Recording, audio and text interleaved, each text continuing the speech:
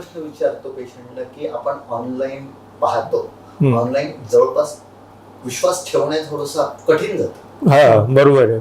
आणि तुम्ही एवढी मोठी सर्जरी घेण्याचा निर्णय घेतला, तुमच्या असं काय पाहण्यात आलं की आपण इथे सर्जरी करायला पाहिजे? नाही, इथे आल्यानंतर सरांची भेट झाली. त्यांनी समजून सांगितलं. माझं तर म्हणणं, मी त्यांना सांगितलं की मला वरच्या साईडचं करून द्या म्हणून. परंतु त्यांनी सांगितलं मला की तुम्ही वरच्या साईडचं करून घ्या, काय प्रॉब्लेम नाही, आम्ही करून देऊ.